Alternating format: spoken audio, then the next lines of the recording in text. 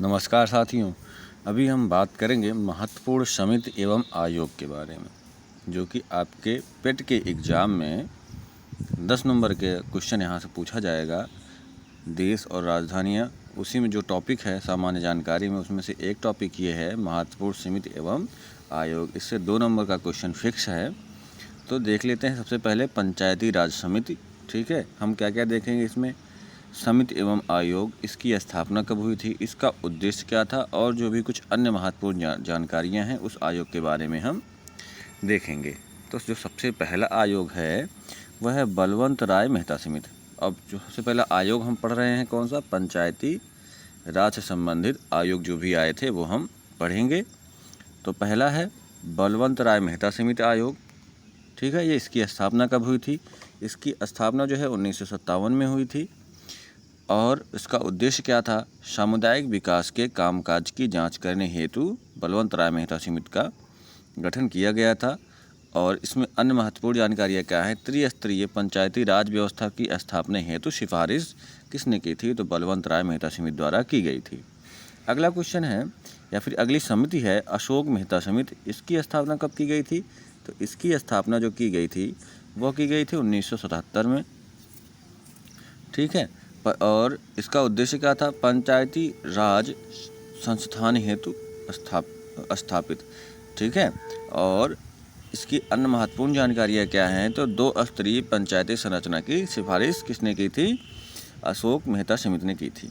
अगली समिति कौन सी है, GVK राव समिति। इसकी स्थापना कब हुई थी, तो इसकी स्थापना जो हुई थी 1985 में हुई थी।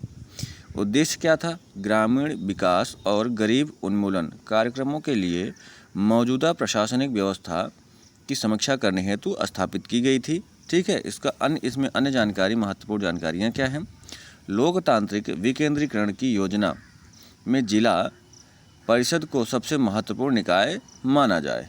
ठीक है, अगली समिति है LM सिंघवी समिति। जिसकी स्थापना कब हुई थी, जिसकी स्थापना हुई थी 1986 में। उद्देश्य क्या था, पंचायती राज व्यवस्था को पुनर्जीवित करने के उपायों हेतु किसकी स्थापना हुई थी, ML सिंघवी समिति की 1986 में। अन्य जानकारियाँ क्या हैं, तो पंचायती राज व्यवस्था को संवैधानिक रूप से मान्यता दी जानी चाहिए, ये किसने कहा था, ML सिंघवी समिति ने कहा था। और पंचायती राज की जो आखिरी समिति है वो है PK थुगन समिति। तो PK थुगन जो समिति, इसकी स्थापना हुई थी 1989 में, 1989 में। और इसका उद्देश्य क्या था, पंचायती राज व्यवस्था स्थापित करना। ठीक है, और अन्य जानकारियाँ क्या है, पंचायती निकायों के लिए संवैधानिक मान्यता की सिफारिश भी किसने की थी, तो PK थुगन समिति ने की थी।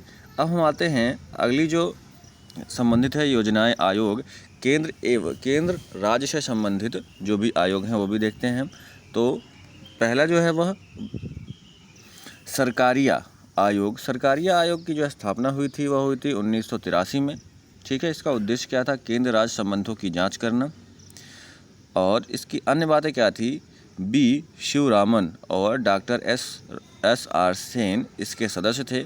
और इसकी अध्यक्षता न्यायमूर्ति रंजीत सिंह सरकारिया ने की थी। तो उन्हीं के नाम पर सरकारिया आयोग इसका नाम रखा गया।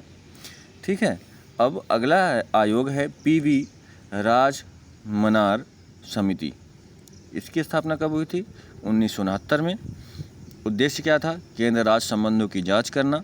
ठीक है, अन्य महत्वपूर्ण बातें, अंतर राज्य परिषद के शीघ्र गठन की सिफारिश की थी किसने, PV राजमन्नार समिति ने।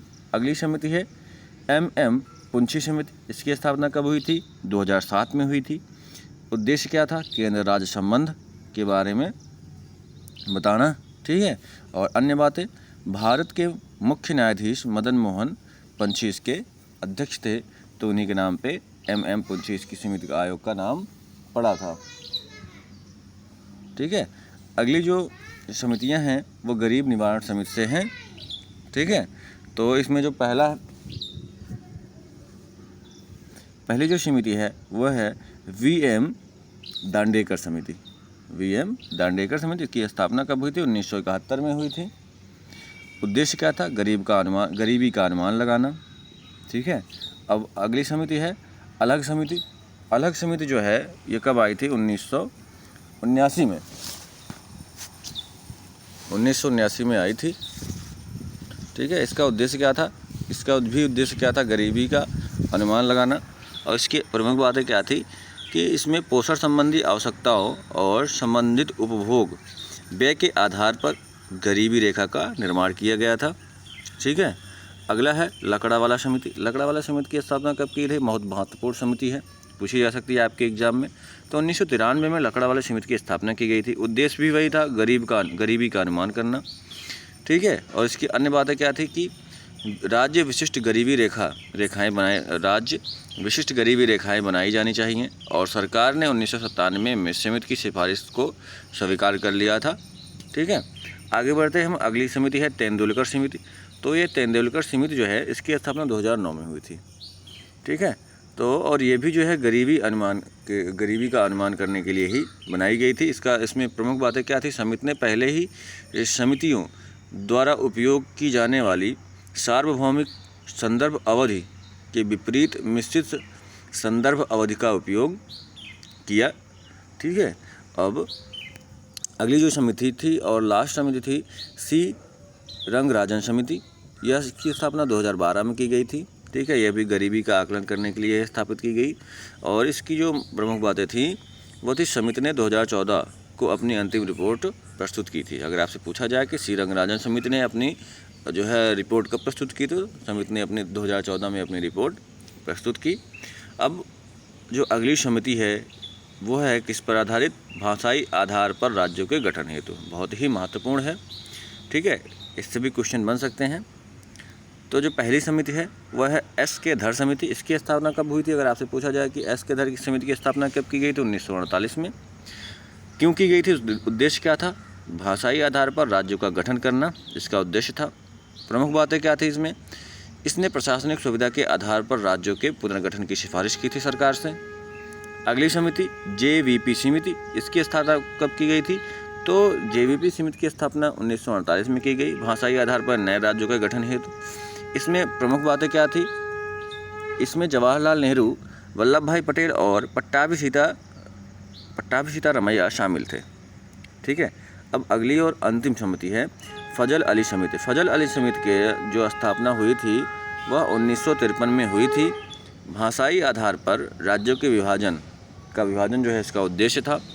और इसमें क्या प्रमुख बातें थी? इसमें हृदयनाथ कंजूर और KM पडिक्कर भी इसमें शामिल थे। वीडियो अगर आप लोग को अच्छा लगा हो तो please like, share and subscribe करना ना भूलें। धन्यवाद।